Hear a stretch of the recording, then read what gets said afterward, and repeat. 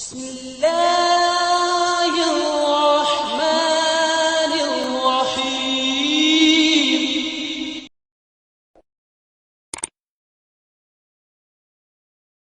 یہ تمام مسلمانوں میں متفقہ فیصلہ کہ حضور علیہ السلام کی شان میں گالی گستاخی تو بہت بڑا گناہ، کوئی گھٹیا قسم کا صیغہ بھی اگر استعمال کرے تو دائرہ اسلام سے خارج ہو جائے گا۔ وہ سنیے چھوٹا جملہ کیا ہے کہ جس کو گستاخی قرار دیا گیا۔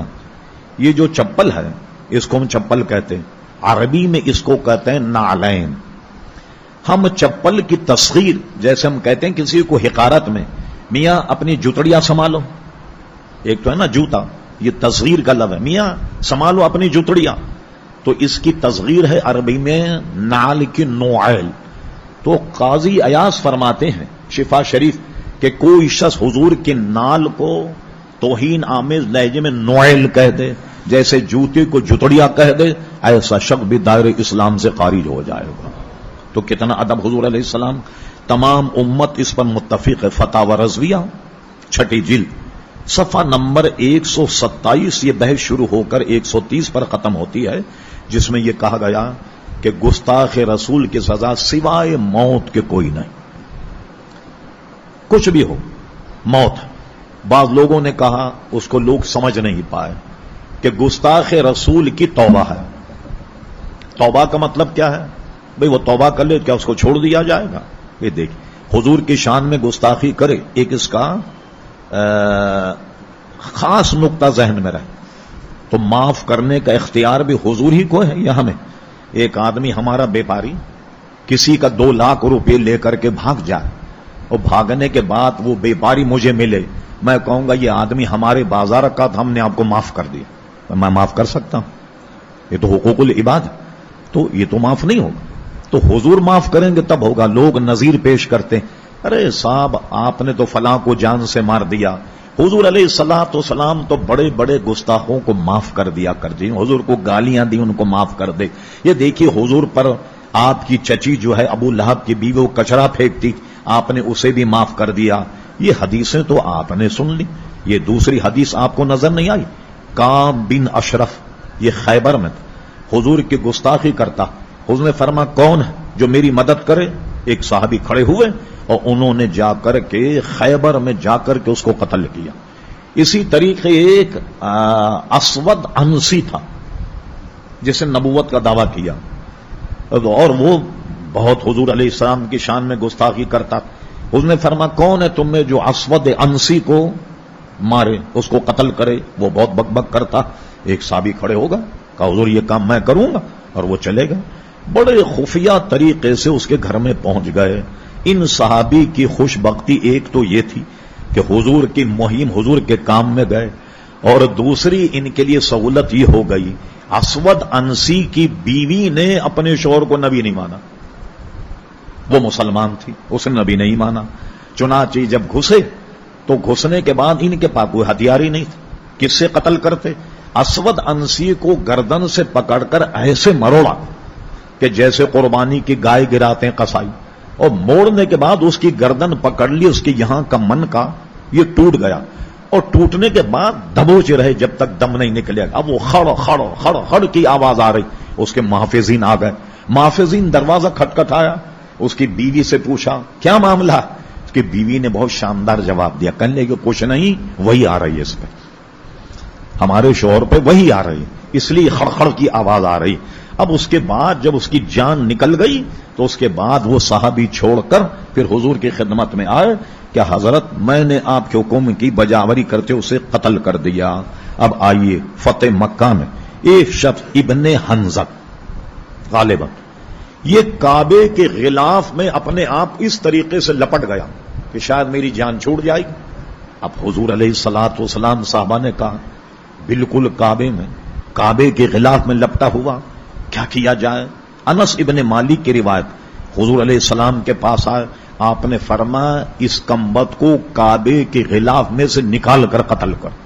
یہ وہ شخص تھا کہ جو حضور پر تبرہ اور گالیاں دیتا، اور 2 خواتین اس نے رکھی تھیں گانے والی جو حضور کی شان میں ہجو اور حضور کی شان میں ان کی یعنی حضور کے خلاف یہ نغمے گاتی اور اپنا کلام کر کے لوگوں کے دل مو لیتی، تو گانے والی دو عورتیں سے رکھی، چنانچہ مقام ابراہیم اور خانہ کعبے کے درمیان اس کو نکال کر کے صحابہ کرام علیہم رضوان نے اسے قتل کیا۔ جو گستاخ رسول اس کو تو کعبے کے غلاف میں سے حرم شریف میں قتل کیا، تو سزا سوائے قتل کے کچھ نہیں۔ اب آئیے، یہ جو بعض فقہا نے لکھا نا کہ اس کی معافی کی توجیہ سنیے کیا ہے، اس لیے کہ ہر کتاب میں سارے مسئلے نہیں لکھے ہوتے۔ اعلی حضرت امام اہل سنت اس میں تطبیق یہ کرتے کہ گستاخ رسول کی معافی ہے۔ معافی کا معنی کیا ہے؟ ثابت ہو گیا کہ اس نے گستاخی کی، تو معافی کا معنی یہ ہے، توبہ کا معنی یہ ہے، جب وہ توبہ کرے تو توبہ تو قاضی قبول کر لے گا، لیکن توبہ کرنے کے بعد بھی قتل کیا جائے گا۔ اس لیے یہ حق تو قاضی کا ہی نہیں کہ اس کو معاف کرے، توبہ قبول ہو گئی، ٹھیک ہے، اللہ تعالیٰ توبہ قبول کرنے میں توبہ قبول ہو گئی، مگر قتل کیا جائے گا۔ اب سوال یہ پیدا ہوتا ہے، جب توبہ قبول ہو گئی تو پھر قتل کیوں کیا جائے گا؟ کیا معاملہ؟ پھر توبہ کا فائدہ کیا ہوا؟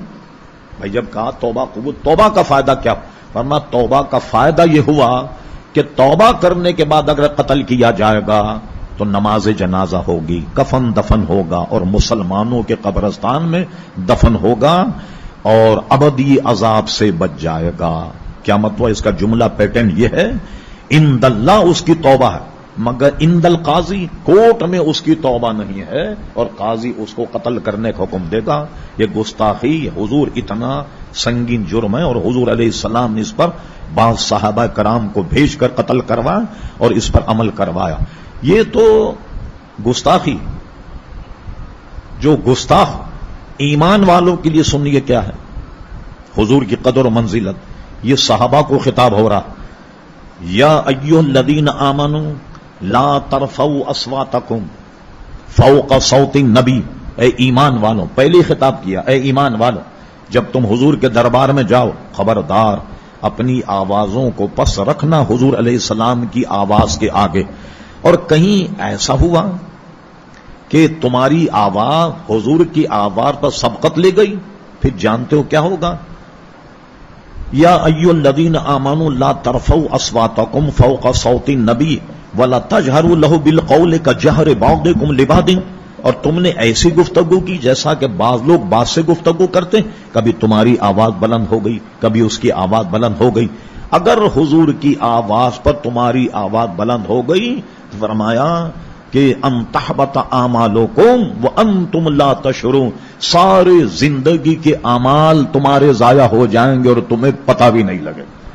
یہ خطاب تو صحابہ سے ہو رہا، اور اس کے بعد جب آیت نازلی صحابہ نے حضور کے دربار میں آنا چھوڑ دیا، جن کی آواز بلند تھی، جہیر صوت تھے، آنا چھوڑ دیا انہوں نے کہ ایسا نہ ہو کہ گفتگو میں ہماری آواز بلند ہو جائے، ہمارے سارے اعمالی اکارت چلے جائیں۔ اور جب بعض آتے وہ اتنی دھیمی آواز سے کلام کرتے، حضور کو بار بار پوچھنا پڑتا کیا کہہ رہا، کیا کہہ رہا، پھر کچھ تھوڑا سا زور سے بولتے وہ۔ اب دیکھیے یہ ادابی اللہ کو اپنے حبیب علیہ السلام کے غلاموں کی ایسی پسند آئی، ان کے شان میں ایک آیت نازل ہو گئی، ارشاد باری تعالیٰ ہوا، ان الذین یغضون اصواتہم عند رسول اللہ، اور اے میرے محبوب وہ لوگ جب تمہارے دربار میں حاضر ہوتے ہیں تو اپنی آوازوں کو پست رکھتے ہیں، دھیمی رکھتے ہیں اپنی آوازوں کو۔ تو اس کے لیے کیا فرمایا، یا ان الذین یغضون اصواتہم عند رسول اللہ اولئک الذین امتحن اللہ قلوبہم للتقوی لہم مغفرۃ واجر عظیم، یہ وہ لوگ ہیں کہ جن کے دلوں کو اللہ نے تقوی اور پرہیزگاری کے لیے چن لیا، اور اجر عظیم انہی کا ثمر ہے کہ اجر عظیم انہی حضرات کو ملے گا۔ دونوں باتیں، اگر آواز بلند کی تو سارے اعمال اکارت چلے گئے، اور جنہوں نے آواز پست کی تو ان کی شان میں ایک مستقل قرآن کی آیت نازل ہو گئی جسے لوگ قیامت تک تلاوت کریں گے۔